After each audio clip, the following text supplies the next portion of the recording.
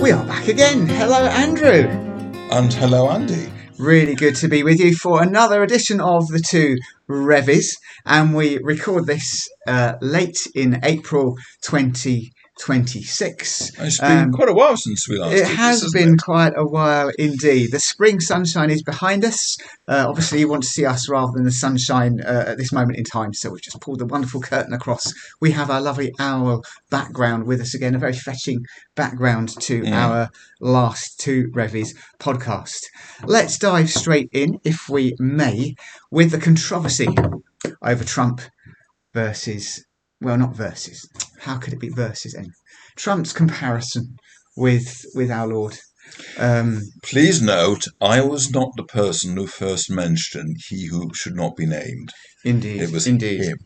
But it's his fault. Blame him. We're both fans of a rather satirical but very, very good campaigning production called Private Eye, and they released a teaser for their edition in the week that Donald Trump compared himself supposedly in this picture at the bedside, and have had various other messiah complexes going on with that unfortunate leader. He's not the messiah. He's a naughty very boy. Naughty boy. Very naughty boy. But here are some of the witticisms that Private Eye offered, Andrew. Jesus was falsely accused and convicted. Trump was also accused, although not falsely, and though convicted, was subsequently pardoned by himself. Jesus spent 40 days in the wilderness. Trump spent 4 years at the golf club. Jesus was betrayed by Judas. Trump was betrayed by Starmer and Macron and NATO and everyone else. Jesus suffered and died on the cross. Trump was very cross and made sure everyone else suffered. Jesus conquered death and hell. Trump threatened hell but decided on a ceasefire after the death of quite a number of people, but not himself. For Jesus, a stone was rolled back to reveal an open tomb. Trump threatened to roll back Iran to the Stone Age. Jesus said, "Blessed are the peacemakers." Trump said, "Blessed are the peace prizes, but only if they are given to me." Jesus promised good news for man. Trump delivered fake news for mankind. Jesus promised a second coming, which we await. Trump is hastily working on his third coming. Hallelujah. Praise the fraud. Here ends the lesson from Private Eye. Any thoughts, Andrew? Where to begin? Oh, dear. Well, somebody suggested to me a while back that I was probably suffering from, I think the phrase is Trump delusion syndrome, where people are absolutely obsessed with Trump and driven mad by distraction. And to my mind, it's not Trump. Who's got Trump delusion syndrome most of all? It's Trump himself, surely. He's the one who's obsessed with himself. He's the one who's driven to distraction by himself perpetually.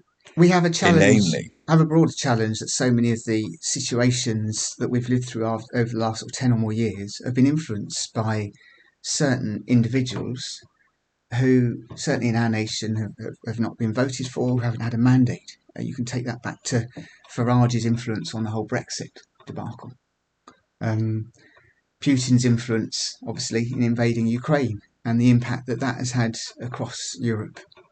Trump's decision to invade Iran, attack Iran, should I say, and the implications playing out at the moment. And then arguably, Mandelson's impact on the current political situation.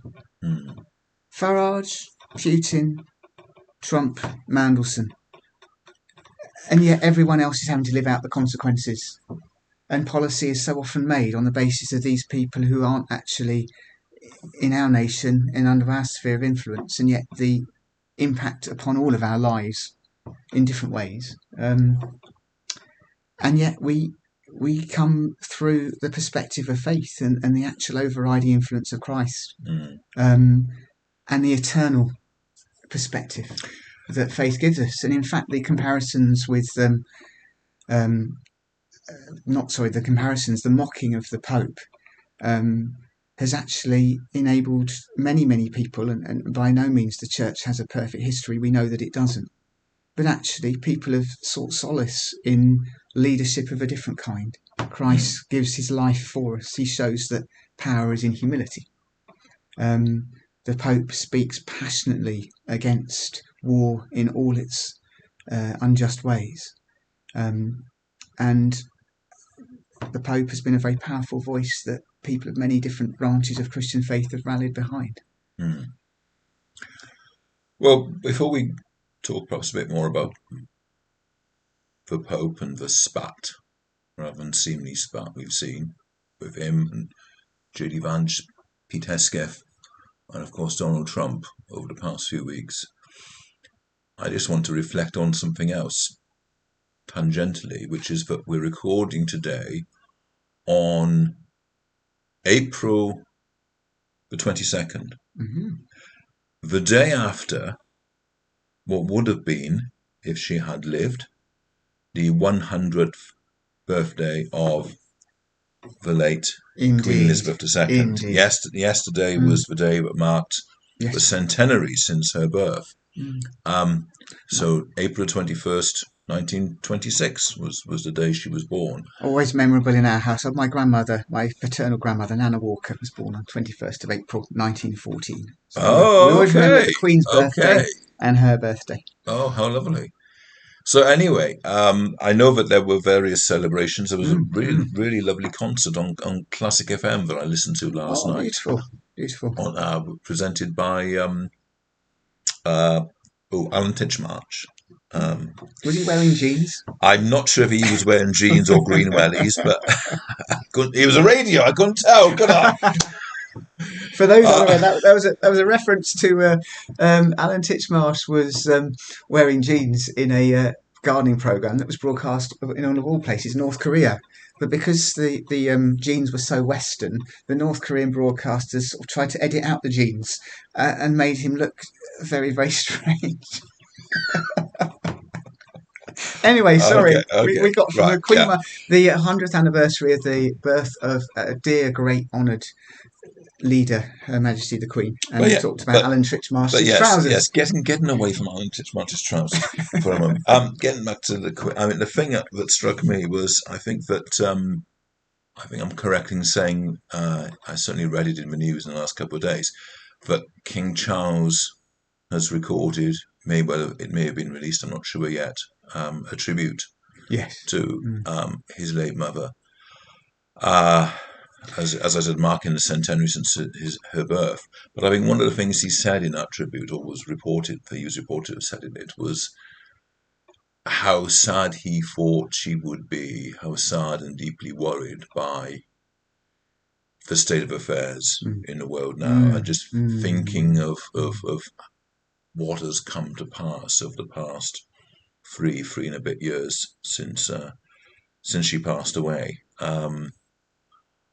Yeah, my goodness, she has missed some terrible things, hasn't she? And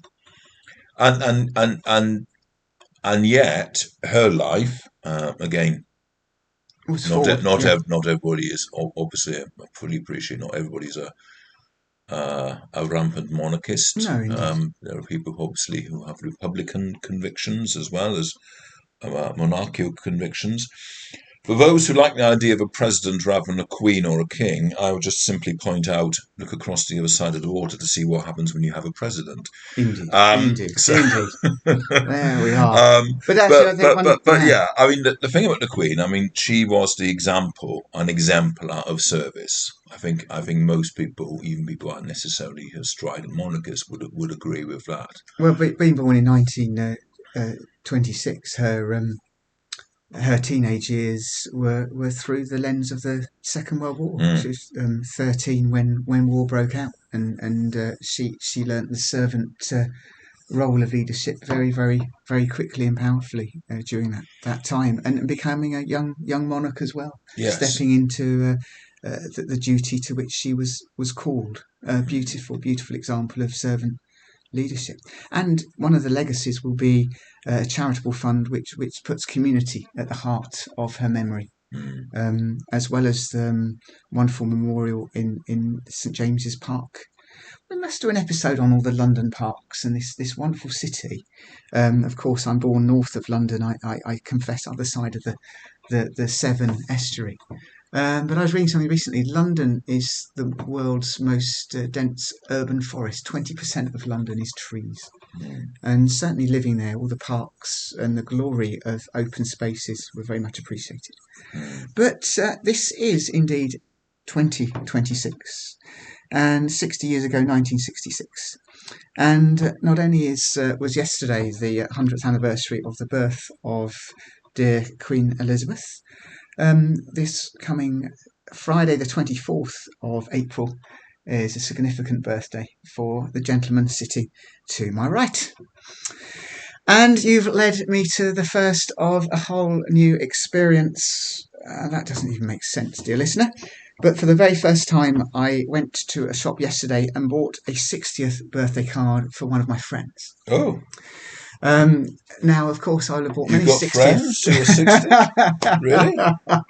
Who would that be then? Of course, I'll have bought many cards over the years, but for one of my contemporaries, one of my peers, to be eagerly receiving his All Wales travel card, bus pass, is a whole new experience. So I think you're going to share with us. There's got to be something to eagerly receive on my 60th birthday, hasn't there? Yes, dear viewers. 60 years ago, this coming Friday, 2 days to come before I turn 60.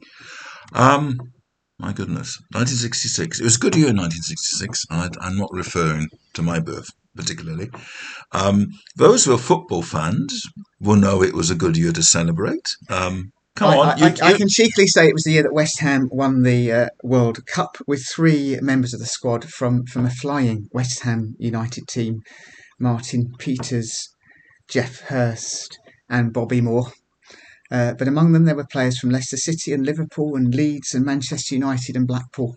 But yes, indeed, the first and only time England's men have won the World Cup. The Lionesses in recent years have been far, far more successful. I've had a lovely birthday card in advance from You've been opening them in advance. Yeah. There's so many of them. This is from one of my aunts, and it has various random facts about 1966.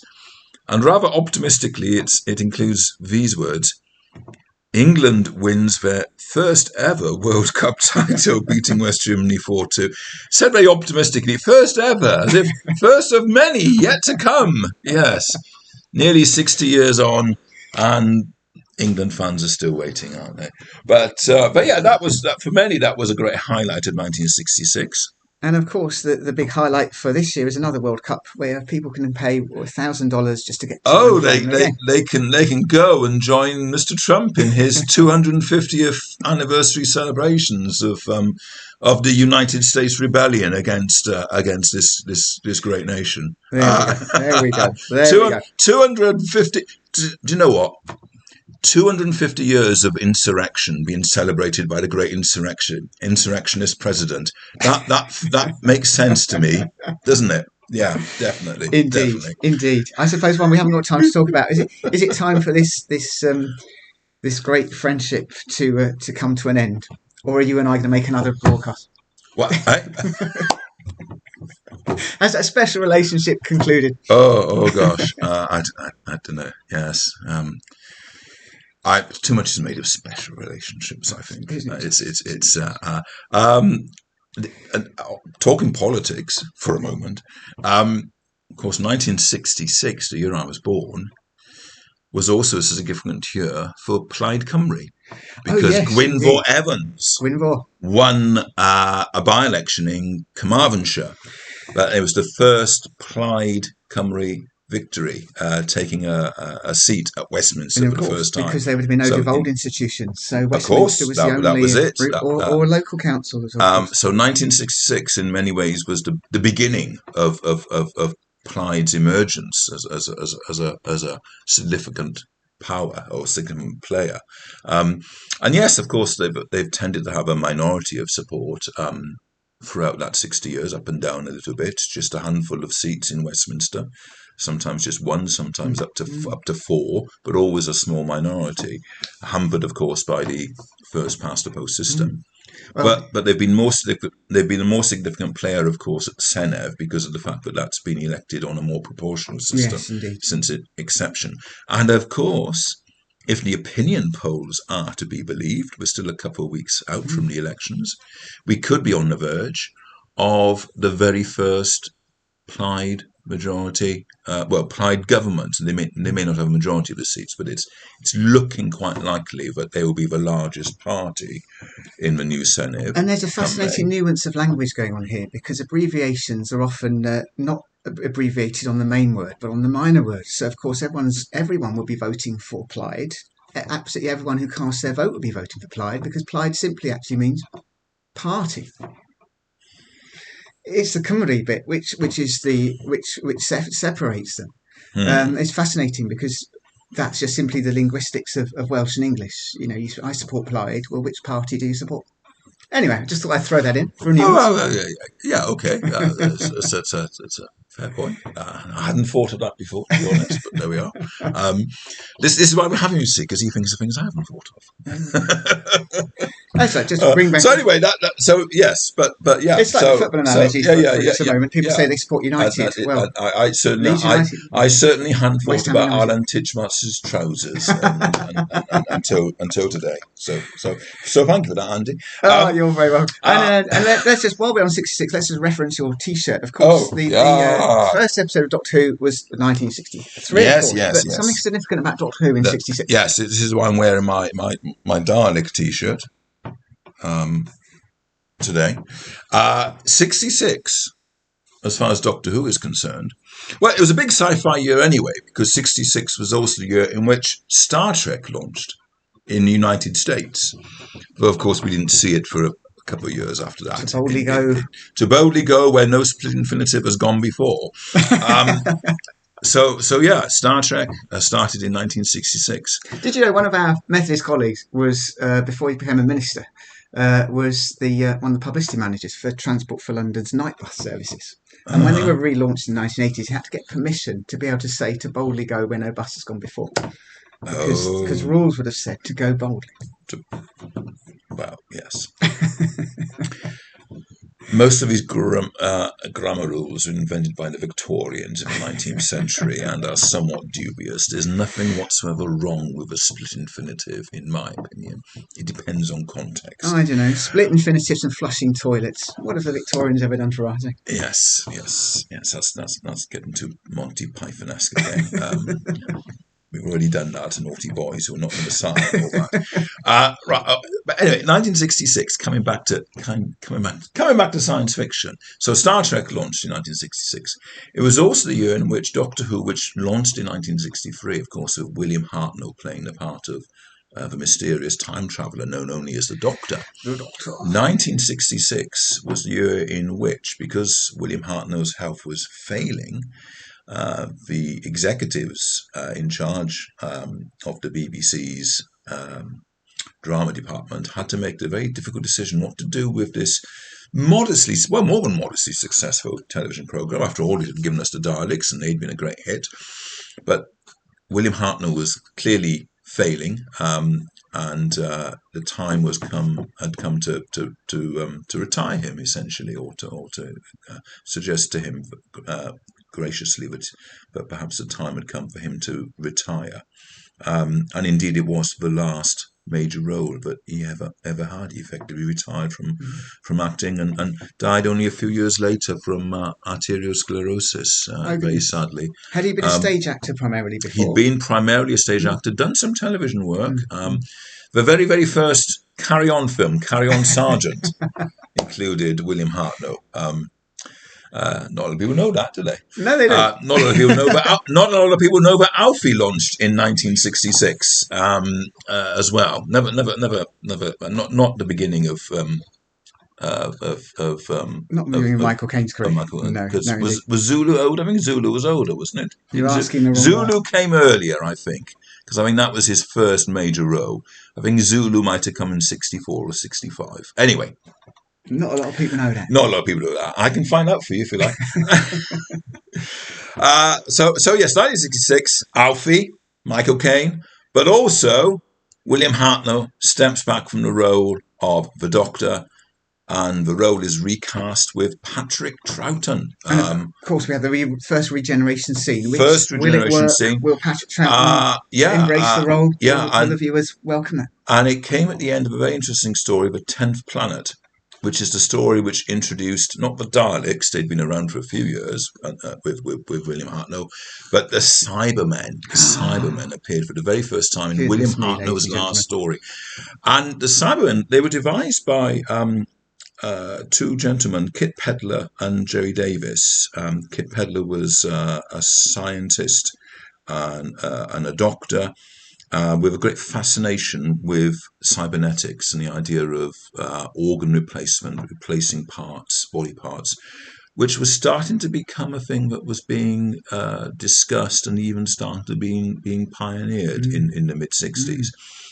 And of course, what sort of Cybermen was a science fiction response to the kind of what would be the consequences if we start to replace human bodily parts with more and more artificial limbs, artificial organs.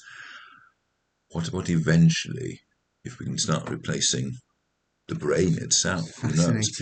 And of course, the advent of AI, which we are very much aware of now in 2026, the beginning of it, the beginning of those concerns can be traced all the way back to 1966, the year of my birth, and the year in which the Cybermen burst onto the screens for the first time. So my entire life has been played out against the backdrop of this growing scientific and medical innovation and technology, but also the growing concerns and fears. Because in that time we've seen the growth, we've seen computers, we've seen the internet, we've seen AI. What more will we see in the coming few years? I think perhaps a future conversation around AI and its uses in our line of work and very many others would be really. So anyway, 1966, a good year. I'd say so. We're here to many more good years, Andrew, and to many more years of friendship and working alongside you. When's your next big birthday? Well, because you're a bit younger than me. We were saying before we began. 69. You were born in 69. Your year's significant 66. My year's significant 69. So you were born in the year of the Apollo landings. Apollo landings. Of course, which are recently, the Artemis II, of course, brought that very much back into perspective. And it was a joy actually to see how well that launch went, and I thought it was a very, very hopeful and a wonderful sign of looking at the crew, the team that led that mission. It was a beautiful first black man to go on a moon mission, first woman to go on a moon mission. First Canadian and therefore non-American to go on a moon mission. And of course the commander, a committed Christian as well, leading that mission. So there was a lot to celebrate. It was a wonderful contrast to all that was going on around. I think for me anyway, it was a wonderful reminder that however much I may be disturbed and worried and very unhappy with some of what's coming out of America these days, there is still a lot that has come from that great nation, celebrating its 250th anniversary this year. Indeed. That can and should be celebrated. And I think, oh gosh, if only we had more initiatives like Artemis II, more signs of America at its greatest, at its most visionary and its most inspirational, rather than some of the other stuff we're Indeed, getting. indeed. And credit where credit's due to maybe the incumbent who actually did put some great effort and energy into this, maybe. Which incumbent were you referring to? We won't refer to him again. Oh, him. Oh, Indeed. Well, and do you remember, just perhaps to draw this to a close, do you remember the title of the first new photograph of Earth that the Artemis II mission sent back to us? no, I know that the title of the very famous photograph of Earth that was taken by Apollo 17. Oh, go on then. We'll The blue marble. The blue marble. Which was taken by the crew of Apollo 17, which became, I think, the most produced image of the Earth from space ever. It was a wonderful, beautiful, I can picture having an atlas at home with it, the blue marble. The blue marble. That was what was good. So what's? I'm sorry. What's its successor? The beautiful picture, which we'll cleverly put on screen as we close, was "Hello World." Hello World. And we reflected that's our message of this Easter season, that God is not distant to us, that Christ comes to dwell with us, says hello world, comes vulnerable, needing us, comes in all his vulnerability and humility, and says that we are not alone, we are embraced in love. And isn't that the message? I mean, to my mind, yes, that's what we're celebrating this Eastertide. That message of life, not death, of hope, not despair, and ultimately, I think that's all that the Pope was trying to do. He very wisely, I think, avoided direct reference to either the President or the Vice President or the Secretary of I was going to say Secretary of Defence, Secretary of War, and their comments. It reminded me as well that 1966, going back again to the year of my birth, was also the year in which, for the first time for centuries, the Archbishop of Canterbury, then Michael Ramsey, for the first time in hundreds of years, met with the Pope, Pope Paul VI. Pope Paul VI, who was the Pope who presided over the closing sessions of the Second Vatican Council, that was responsible for the renewal of the Catholic Church, but also for the Catholic Church committing itself to the path of ecumenism. And the symbol of that was, the great symbol of that was the meeting for the first time for centuries of the head of the Anglican Church and the head of the Catholic Church. And incidentally, that's due to be replicated very, very soon. The new Archbishop of Canterbury. And we haven't reflected on this, of course, Archbishop Sarah. Since we last recorded. She is first female Archbishop of Canterbury, yes. She is going to be meeting fairly soon now, I think. She is going to be meeting with Pope Leo. So, first American Pope, first female Archbishop of Canterbury. These are exciting times. They are. But she has fully supported him in what he has said. Christians, we have to stand together in the face of the challenges we face in the world today. This troubled world that King Charles said he was glad in a way his beloved mother hadn't lived to see. Well, we are living to see it. Nobody chooses the times in which they live. We have to respond to the challenges that we face in our time, in our generation. And I think with both of those church leaders, we have inspirational choices that can really help us to speak the truth, to be honest, to be open, and to celebrate the resurrection of Christ who comes through locked room doors, Christ who breathes peace and love on his disciples, Christ who overcomes their fear, Christ who calls them to service, to love, to declare the good news to the world around. And that remains our mission now, as always.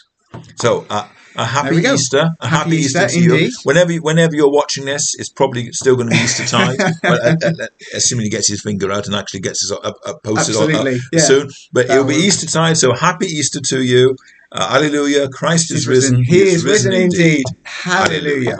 And a very, very happy birthday. Enjoy all your celebrations. Thank you. And so until that, it's goodbye from him. And it's goodbye from me. Goodbye.